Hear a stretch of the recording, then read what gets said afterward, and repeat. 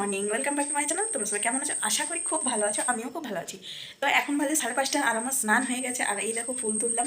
আজকে বেশি ফুল টুল তো বেশি ফুটেনি, মানে আমার শাশুড়িমা বাড়ি থেকে ফুল তুলে নিয়ে আসে মন্দিরের থেকে।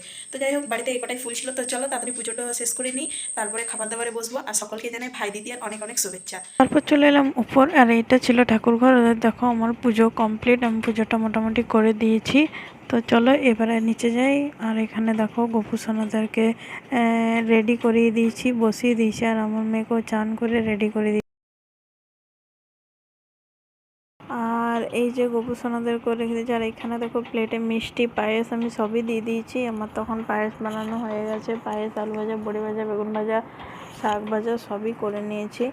আর এখন বাজে মোটামুটি 7:30 8টা। তো আমি এদেরকে বললাম চলো গপু ভাইদেরকে আগে দিয়ে নাও, তারপরে তো আমার বড় ননদ আসবে। বড় ননদ এলে আমি বাপের বাড়ি যাব।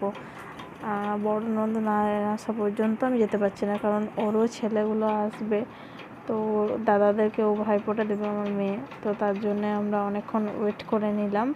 তারপরে যে রান্নাটা বাকি ছিল আমি রান্নাটাও করে দিয়ে গেলাম। দেখলাম একটু তো লেট আছে, আর আমার তো এখন কিছু কাজ নেই, তার জন্য কিন্তু আমি রান্নাও করে নিলাম। পরে তো আমি নিয়ে নিব। এর কপালে দিলাম ফোঁটা, জমে তোয়ারে পড়লো কাটা। একবার তাকাবি তো। যমুনা গেল যমুনা দেয় জমকে ফোঁটা, আমি দিই আমার ভাইকে ফোঁটা। দাঁড়িয়ে ছবি লিখো দেখে।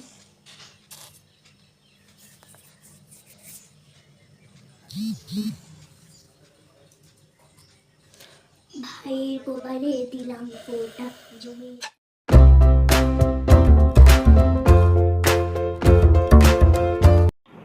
তারপর কুকুরদেরকে দেওয়ার পর বললাম ঘরে দাদুকে দিয়ে নাও। তো যাই হোক, ঘরে দাদুকে ফোঁটা দিয়ে নিল। দেখো তারপর দেখতে দেখতে চলে এলো আমার ননদিনী। আর যাই হোক, বর্দি চলে এলো। তারপর দেখো ওদেরকে দুজনকে বললাম দিয়ে নে, তারপর আমি তাড়াতাড়ি রেডি হয়ে যাব বললাম, কারণ সব মোটামুটি তখন 9:30 10টা বেজে গেছিলো। আর আমার জন্য ওখানে জামগ্রামে সবাই ওয়েট করছিল, তার জন্য। তো চলে এলাম এখনই বাপের বাড়ি। ভাইকে তাড়াতাড়ি রেডি করি, তারপর যাবো জেঠিমার বাড়ি। আমাদের অনেক বড় বাকল, জানো, অনেক দাদা আছে। তো চলো সবারই বাড়ি যাই, আর তোমরাও আমার সাথে থাকো, পুরো ভিডিওটা দেখো। তারপর দেখো দিদিও চলে এসছে। বললাম আয় এখানে ভাইকে একসাথে নিয়ে নেবো, তারপর খাবার। তারপর দেখো এই যে ভাই রেডি হয়ে বসুক, তাহলে ফোঁটাটা দিয়ে নিই। তো যাই হোক, ফোঁটাটা দিয়ে দিলাম। আর আমি আমার ভাইকে কী গিফট দিলাম সেটা তোমরা অবশ্যই দেখবে। তোমরা হয়তো জানতে চাইছো কী গিফট দিলাম। তো আমি আমার ভাইকে একটা রূপোর ব্রেসলেট দিলাম, মানে ওর একটা পুরোনো ব্রেসলেট ছিল, সেটা দিয়ে আমি এই নতুনটা করে দিলাম। তো তোমরা অবশ্যই বলো কেমন হয়েছে, জানিও।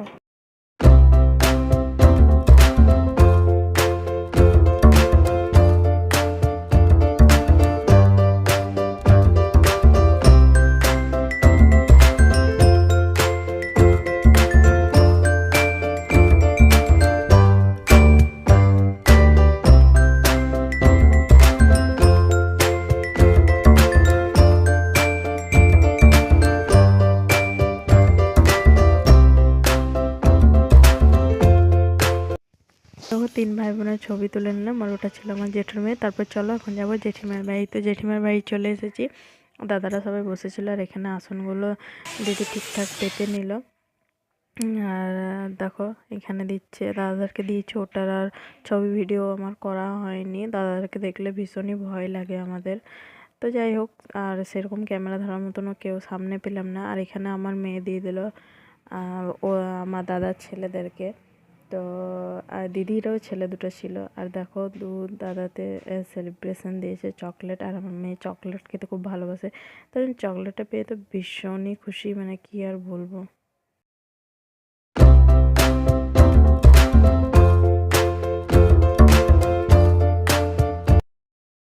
ফোটার পর্ব শেষ, গিফট দেওয়ার পর্ব শেষ, এবার প্রণামের পর্ব। কেউই কোনো দাদাই প্রণাম করতে দিতে চাইছিল না। তো জোর জবরদস্তি বললাম। এখানে প্রণাম করা নিয়ে বেশ ভালোই মজা হয়েছে, দেখছো কেমন হাসছে।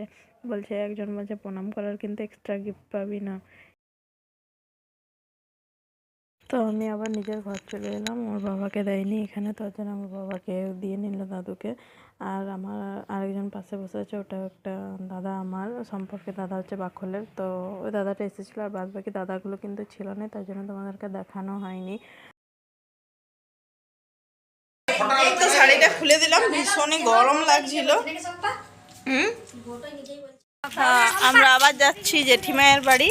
তো ওখানে আমাদেরকে আজ দুই বোনকে খেতে বলেছে জেঠিমা। তো চলো যাই জেঠিমায়ের বাড়ি। তো দেখো জেঠিমার বাড়ি যাচ্ছে, আর ওইদিকে জেঠিমার বাড়ি আছে। আর এই দিককার রোডটাতে কিন্তু অনেকেই নেই, বললাম না ইসিএল নিয়ে নিচ্ছে, তার জন্য কিন্তু পুরো জায়গাটা খালি আছে। শুধু জেঠিমাদের বাড়িতেই মানে জেঠিমারাই আছে, আদার্স কেউ নেই, তোমরা দেখেও বুঝতে পারছো। আর আমার কিন্তু ভিডিওটা ক্যামেরা ধরে দিয়েছিল আমার মেয়ে। তারপর আমরা এসে নিয়ে জল মিষ্টি পায়েস ওইসব তো খেয়েছি, আর অনেকটাই লেট হয়ে গেছিলো, মোটামুটি 1টা বেজে গেছিলো আমাদের। তার জন্য বাচ্চাগুলোর খিদে পেয়ে গেছিলো, তার জন্য বাচ্চাগুলো দেখো খেয়ে নিয়েছে, ওরা খেতে বসে গেছে। আর আমার দুটো বৌদি ছিল, মানে ওই দুটো বৌদি রান্না করেছে, আমাদেরকে রান্না টান্না কিছু করতে হয়নি। যাই হোক, মানে বৌদি দুটোই সবই করেছে।